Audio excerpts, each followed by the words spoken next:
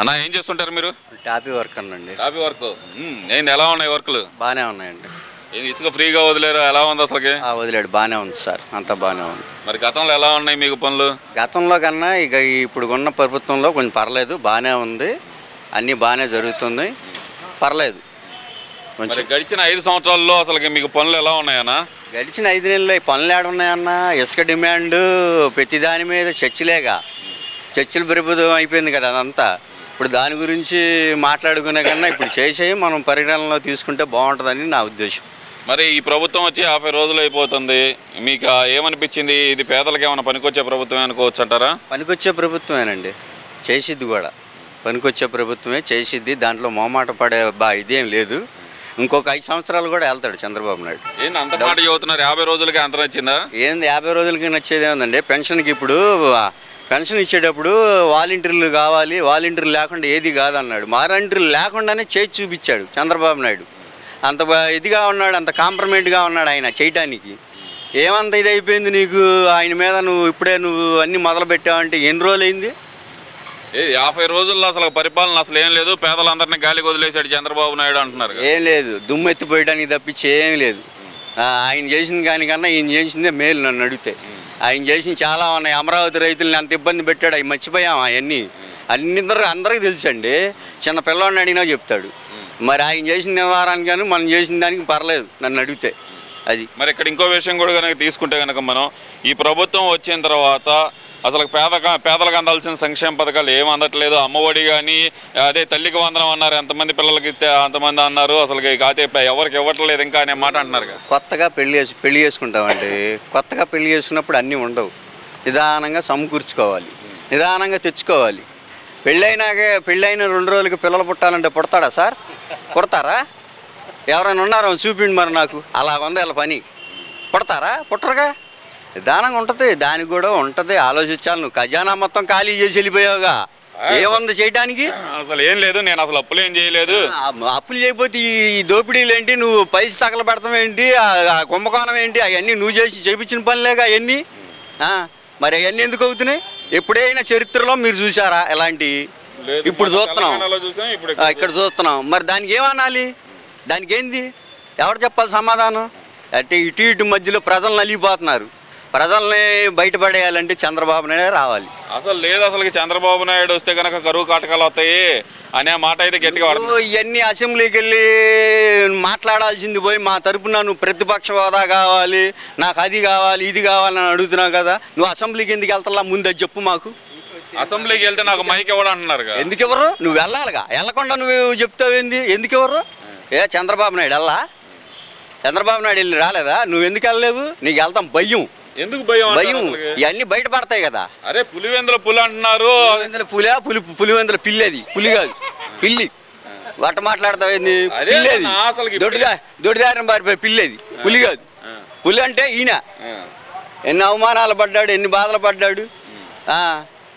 పులి అంటారు ఏంటండి? అది కాదన్నా, అసలు పేదల తరపున పోరాటం చేసేదే నేను. పెత్తందారులకి పేదలకి మధ్య యుద్ధం అని చెప్పిన జగన్మోహన్ రెడ్డికి 11 సీట్లు ఎందుకు వచ్చినాయి అంటారు? మరి అదే మరి తెలుసుకోవాలి. మరి చీకొట్టారు కదా జనాభా. ఇప్పుడు నిన్ను వద్దనేగా చీకొట్టారు. నువ్వు అంత బాగా చేసినాడు అయితే మరి నువ్వు సీఎం ఎందుకు కాలా? దానికి సమాధానం చెప్పమానండి. ఒక్కడి దగ్గర లేదు. మేము వెళ్ళి తేడా చేసాం. చంద్రబాబు నాయుడు, మేము, లోకేష్, పవన్ కళ్యాణ్ వెళ్ళి రాత్రి కూర్చొని చేశాడు. అవన్నీ ఉత్తి మాటలండి. దేవుడు కనికరించాడు, ప్రజలు తీర్పిచ్చారు, అయిపోయింది. వీడు మనకొద్దు అని అనుకున్నారు జనాభా, అదే తీర్పు. వద్దు అనుకోవటానికి ఆయన చేసిన ఏమున్నాయి అంటారు? ఏమండి, ఇసుక మీద ఒకటి. ఇప్పుడు వాలంటీర్లు పెట్టాడు, ప్రతి వాలంటీర్లు పెట్టి వాలంటీర్లో పనిచేసిందల్లా ఒకటేనండి, ఆ పెన్షన్ ఒకటి తప్పించి ఇంకేమైనా చేశారా వాలంటీర్లు? అదేం లేదు. ఊరికో సచివాలయం కట్టాడు. ఎందుకండి? డబ్బులు దండగా. జనాభా మీద ప్రతి ఒక్కరి మీద ఎవడైనా వెళ్ళి మీడియా ముందుకు వెళ్ళి పలానా ప్రభుత్వం అలా చేస్తుంది అని మాట్లాడితే వాళ్ళని కచ్చి సాధింపులేగా. ఏమన్నా ఉందా? ఎంతమందిని చూడలేదు మనం. ఏముంది? అంతా దౌర్జన్యమే. ఆ సన్నబియ్యం సన్యాసి ఏమైపోయాడో ఆడు తెలియట్లేదు. వాడు కానీ బయటకు వస్తే కానీ ఇవన్నీ తెలియవు. అది కాదు, అసలు ముఖ్యంగా చూస్తే కనుక వాళ్ళ మంత్రులు వాడిన భాష ఎలా ఉందంటారు? చెప్తున్నాగా, సన్నబియ్యం సన్యాసి అని వాడున్నాడు అక్కడ. ఆడు మావోడు, ఆడు తెగ తిడతా ఉంటాడు పొద్దున్న లేస్తే మా నాయకుడిని. వాడేమైపోయాడో తెలియట్లే. వాడు ఉన్నాడో పోయాడో మరి వాడిని చూడండి ఒకసారి. ఏడ తెచ్చాడు వాడు? నిజంగానే కనపడలేదు ఏ ఏమయ్యాడు పోయా ఉంటాడు వాడు, లేడు. ఏ ఊరో పోయి ఉంటాడు, ఎందుకంటే బయటకు వస్తే రెడ్ బుక్తో మళ్ళీ ఈయన లోపటేస్తారా అని పోయే ఉంటాడులే సార్, లేడులే. మరి ఈ మాటలు మాట్లాడిన దూరంపూడి చంద్రశేఖర్ రెడ్డి కానీ లేదంటే వెనక వల్లభనేని వంశీ కానీ లేదంటే అంబటి రాంబాబు వాడిన భాష మీరు చూసే ఉంటారు. ఎలా అనిపించింది వాడిన భాష చూస్తే? పద్ధతిగా లేదండి. ఒక మంత్రి పోస్ట్ ఇచ్చి ఒక మంచి స్థానంలో ఉంచేపెట్టేటప్పుడు అందరికీ నిజాయితీపరిగా ఉండాలి.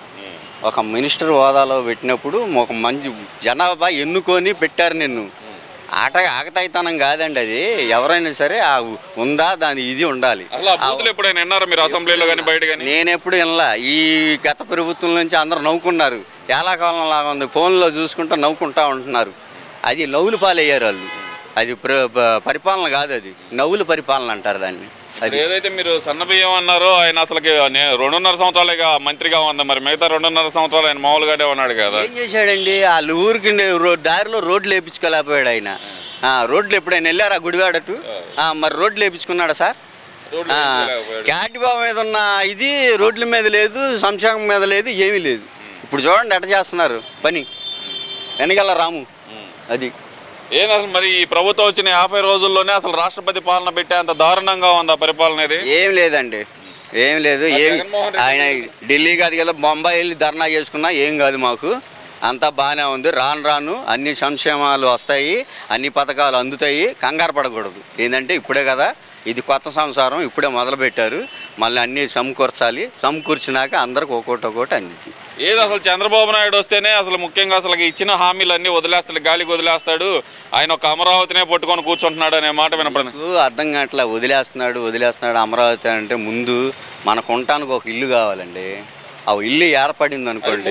3 ఇళ్ళు కడతానన్నాడు మరి ఆయన ఎందుకు నమ్మలేదు అంటారు మీరు? 3 ఇళ్ళు ఏ ప్రభుత్వం ఎక్కడ ఢిల్లీలో కానీ ఎక్కడ ఏ ప్రభుత్వంలో కానీ ఎక్కడ ఏ ఊరిలో అయినా ఏ ఆంధ్రప్రదేశ్ ఎక్కడైనా 3 రాజధానులు ఎక్కడైనా మీరు చూసారా? ఎక్కడైనా ఉందా? మరి లేనప్పుడు మనకు ఎలా ఉండిద్దండి? అవన్నీ వ్యతిరేక పనులేగా.